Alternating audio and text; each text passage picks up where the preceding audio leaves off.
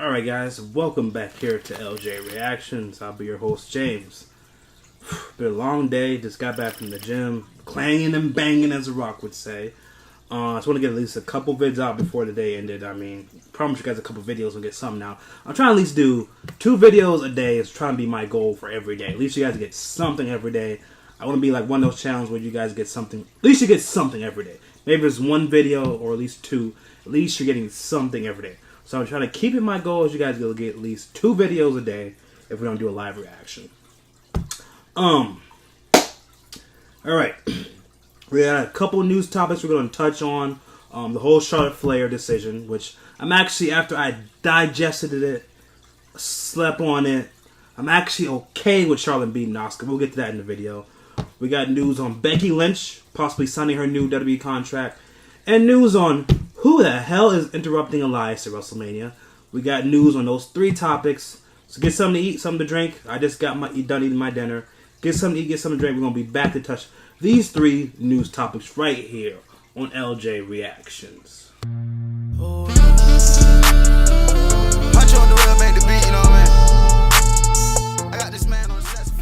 Alright guys, let's touch on the Charlotte Flair situation. And when was this decision made to have Charlotte beat Asuka? Now, if you guys follow WWE on Instagram or Twitter, like I follow Mandy Rose on both platforms because I freaking love that girl. But I follow Mandy Rose on both platforms, Instagram and Twitter. Which you guys should be following me on Twitter, Instagram, and Snapchat. The links are down below. But follow Mandy Rose on Twitter and Instagram. And they were promoting it. She was promoting it too. So was Naomi, I saw it too. They were promoting the Fatal 4-Way. Yesterday, and also, if you guys watched Raw, they promoted it on Raw, the Fatal 4-Way was taking place for the winner would face Asuka for the Smackdown's championship, whoever wins the Fatal 4-Way will face Asuka for the title at WrestleMania. Now, there's a whole bunch of stuff here that we're going to digest for the Charlotte Flair situation. Now, as I agree, which again, I watched JD from NY206. I've been watching that guy since his WrestleMania 29 review. I've been following JD since WrestleMania 29 review. If JD watched this video, big fan of you, man. I agree with him. When the brand split first happened, I always was the same. We had the same motto that he does too. Women are on one show, tag teams are on one show.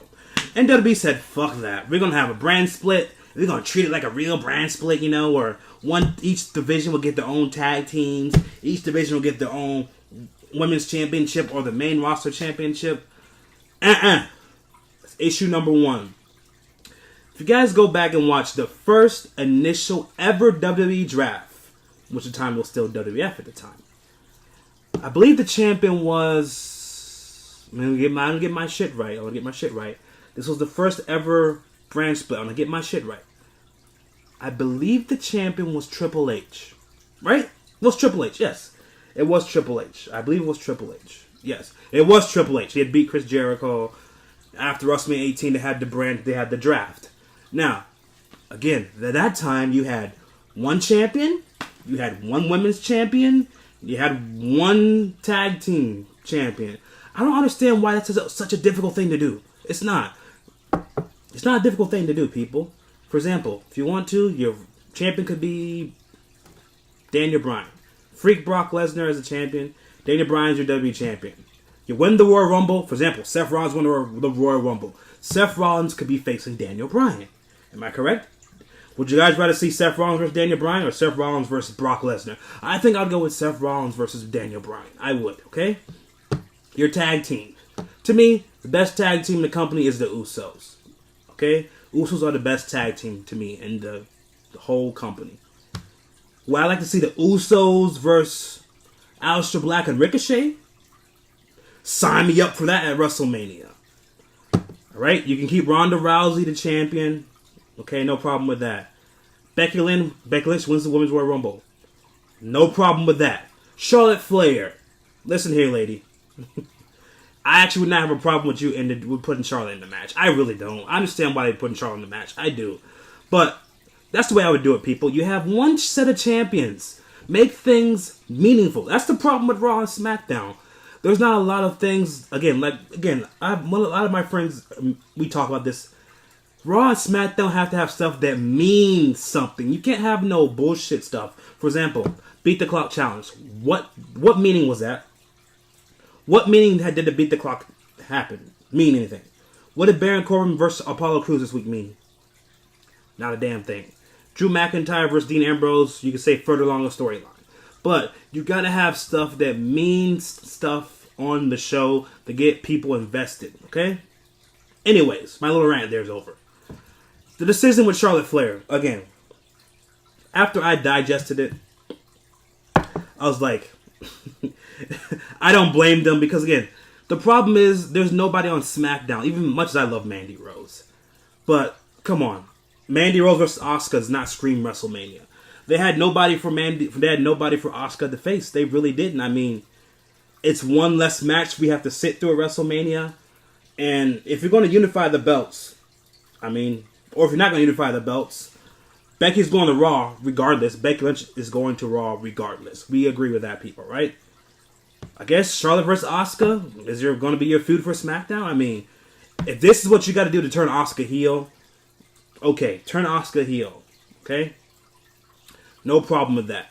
Now, as far as Charlotte Flair becoming the SmackDown Women's Championship, having the belt, there's no report that WWE saying they're going to unify the belts, which I guarantee you, they will not unify these belts. Again, there's a bunch of stuff, some of my friends have been tweeting me saying, hey, I would not be surprised if they have the 4 horsewomen come out at the end of the show, and they each have a belt. Like, if that's what they really did, is to have the 4 horsewomen come out with each of them holding up a belt, I will, what would I tell you? If that was your only reason to give Charlotte the belt, is to have the 4 horsewomen each hold up a belt, like the Eddie Benoit segment from WrestleMania 20. Oh boy, oh boy. Anyways, let's get into this article so we can get this over with today, people. This is coming from F4WOnline.com. It appears that the decision to make Charlotte the SmackDown Women's Championship was made just hours prior to SmackDown Live going on the air. Here's what Dave Meltzer said. Note about the Ronda Rousey versus Becky Lynch versus Charlotte Flair storyline.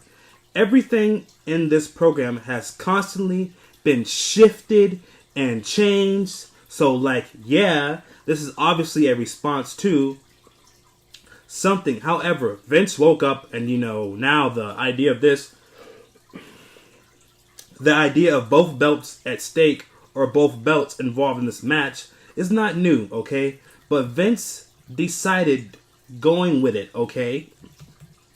It's not like something came up with this idea this afternoon. Vince goes, great idea. This has been around. I mean, it was going around. I don't know. I don't remember someone sent me a thing about, was like, oh, what do you think of this idea? This wasn't even something important at all, but it was out. The decision was made today. So yeah, people saying there's no storyline, Bill, well, they weren't even going to do it until today.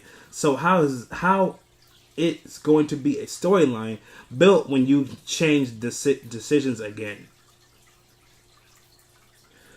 Again, yeah, I mean, I totally agree with Dave Meltzer. Again, like I said, Mandy Rose and Naomi were tweeting. They advertised it on Raw. The fatal 4-way for the winner face Asuka.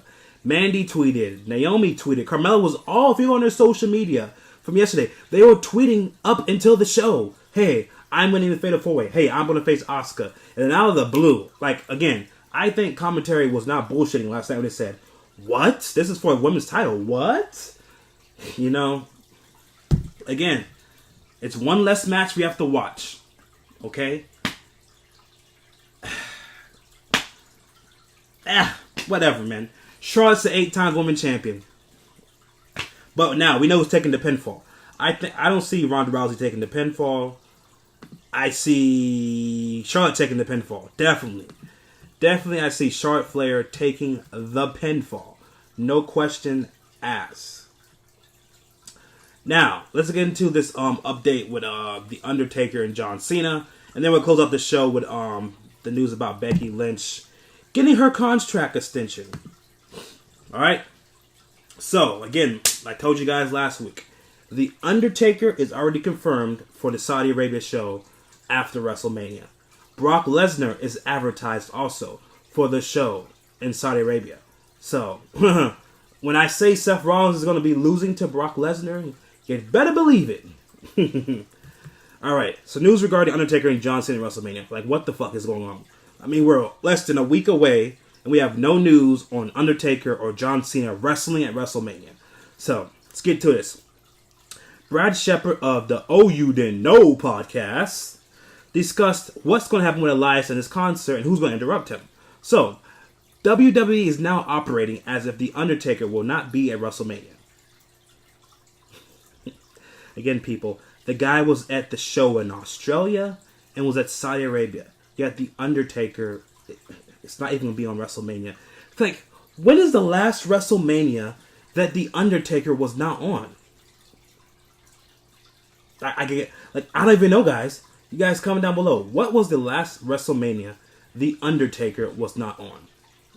Like, this is just surprising to me that the guy who WrestleMania was all about The Undertaker, literally, and the guy is not gonna be on WrestleMania. 1 second, people. People interrupt me while I'm on the damn podcast. This is crazy. Alright. So anyways, again, Undertaker not being on WrestleMania is gonna be shocking. So, which is a big surprise to people internally. They did not expect that he would not be at the show. Again, like I said, he was in Australia, he was in Saudi Arabia, yeah, he's gonna be at WrestleMania. But anyways, that would work out. Doesn't look like that Undertaker's gonna be at WrestleMania. Now, as far as John Cena, on the other hand, Brad Shepard says, WWE are now considering having John Cena interrupt Elias' performance at WrestleMania. Which, I mean, oh my gosh. Alright, listen here. Again, The Rock could not be at WrestleMania due to his filming with Jumanji and also the insurance company, which, I mean, I understand. I mean, they're filming Jumanji too. You wouldn't want The Rock to be injured at all. I understand that. So, no Rock at WrestleMania. Undertaker not being there. So, your last resort is Elias to interrupt.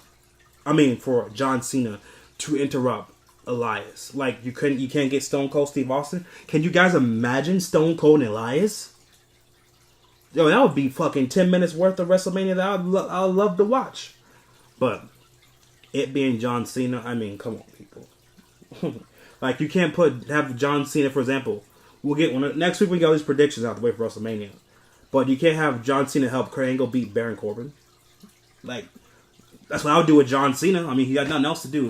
If you tell me interrupt Elias or help Kurt Angle beat Baron Corbin, I'd go with John Cena helping Angle beat Baron Corbin. I would do that.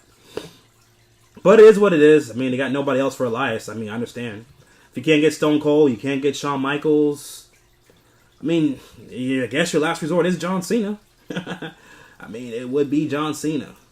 Now, let's get to Becky Lynch about her re-signing with the company, which it's no surprise here, people. I mean, Becky's been she's been literally the hottest star in the company, so why would you not want to extend Becky Lynch? It's like, you guys kind of ever play baseball or Madden, and you're like, damn, that player's been playing so damn good for me. Like, let me give him a extension. Like, why not give him a extension? You know what I'm saying? So let's get to it. Becky Lynch was offered a new multi-year contract with WWE, according to Pro Wrestling Sheet. WWE superstar Becky Lynch was recently offered a multi-year contract. Now, did Becky Lynch accept the contract? Let's dive into that, people.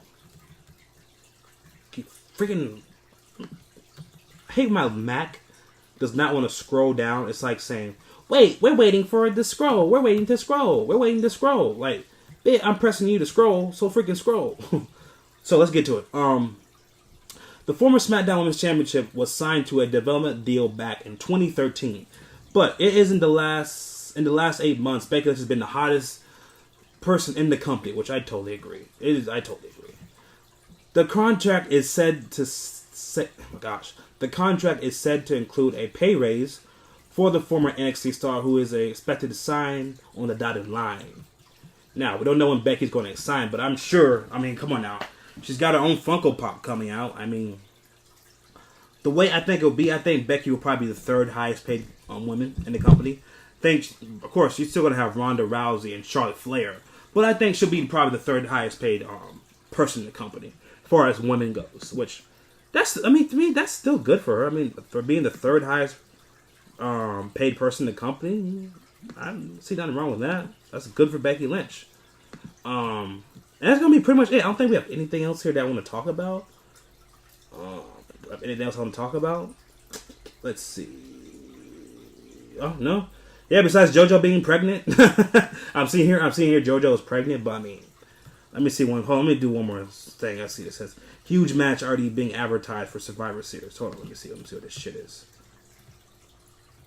Let's see, what is it? What is the huge match? Okay, hold on. Even though there isn't a card subject to change, blah, blah, blah, blah, blah. Traditional Raw vs. Smackdown elimination match for Survivor Series already being advertised. Blah, blah, blah, blah. The advertisement is being promoted. Team Raw with Bobby Lashley. Oh my god, listen to this, people. Survivor Series for Raw and Smackdown. Listen to this shit.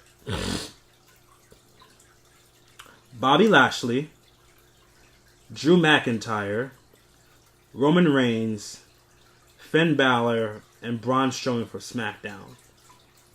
For Raw. SmackDown is Rey Mysterio, Orton, AJ, KO, and Samoa Joe. Don't take any of that shit into... I don't take that in, because the brand split is going to be, having a draft after WrestleMania. I see AJ on Monday Night Raw, so I don't take that into note. So, it's going to be it for the podcast here, people. Got another video coming out in about 5 or 6 minutes. Will be about Avengers, about tickets and stuff like that. But you guys comment down below. Are you still in awe that Asuka lost to Charlotte Flair? If it was you, who would you have picked to interrupt Elias? Which looks like it's going to be John Cena. And Becky Lynch getting this new contract offer. The girl deserves it. So you guys can comment down below. Click the like, comment, subscribe. We got Twitter, Snapchat, Instagram. Are all down below, people. You guys can subscribe to those outlets. Catch you guys back here in about 5 or 10 minutes for the Avengers video.